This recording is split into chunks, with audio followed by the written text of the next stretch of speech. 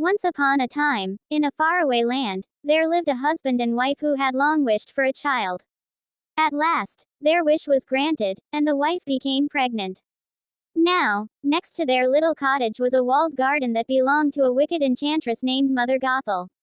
The garden was filled with beautiful flowers and plants, but the most tempting of all was a patch of rampion, Rapunzel, a leafy green vegetable.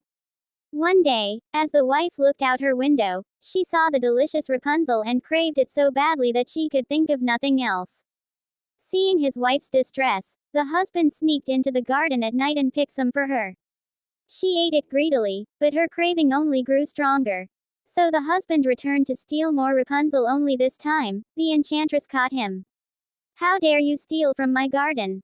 she hissed. The terrified man begged for mercy and explained his wife's condition. Seeing his desperation, Mother Gothel made a deal. "You may take as much as you like, but in return, you must give me your child." Too afraid to refuse, the husband agreed. When the baby girl was born, Mother Gothel took her away and named her Rapunzel, after the very plant her mother had craved. Rapunzel in the tower. Mother Gothel raised Rapunzel deep in the forest, and when the girl turned 12, she locked her in a tall tower with no doors or stairs, only a small window at the top. The only way in or out was through Rapunzel's long, golden hair, which she had never cut. Whenever Mother Gothel wanted to visit, she would stand below and call out, "Rapunzel, Rapunzel, let down your hair." Rapunzel would then lower her long, golden braid, and Mother Gothel would climb up. Years passed, and Rapunzel grew into a beautiful young woman, but she was lonely, for she had never seen another human besides Mother Gothel. One day, a handsome prince was riding through the forest when he heard Rapunzel's beautiful singing. Entranced, he searched for the source of the voice and found the tower. But no matter how he searched, he found no way in. Then, he saw Mother Gothel arrive. Hiding behind a tree, he watched as she called out, "Rapunzel, Rapunzel, let down your hair." When the prince saw the long braid fall, he knew what to do. That night, after Mother Gothel had left, he stood below the tower and called out in the same way. When Rapunzel lowered her hair, the prince climbed up. At first, Rapunzel was startled by the stranger, but the prince spoke kindly, and soon they fell in love. He visited her every night, bringing her gifts and whispering sweet words. The prince and Rapunzel devised a plan to escape.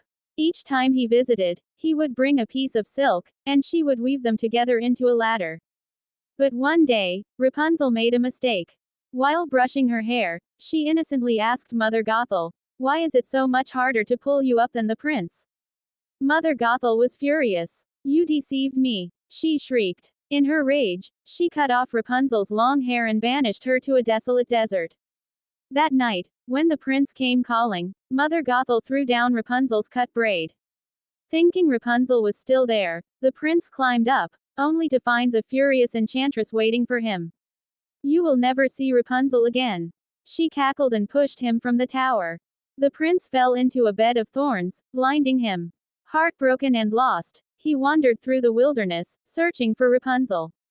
Meanwhile, in the desert, Rapunzel lived a hard life, but she never stopped hoping to find her prince. One day, after years of wandering, the blind prince heard a familiar voice. He followed the sound, and when Rapunzel saw him, she ran to him and wept. As her tears touched his eyes, a miracle happened, his blindness was cured. Overjoyed, the prince took Rapunzel to his kingdom, where they were married in a grand celebration. They lived happily ever after, far away from the wicked Mother Gothel, who was never seen again.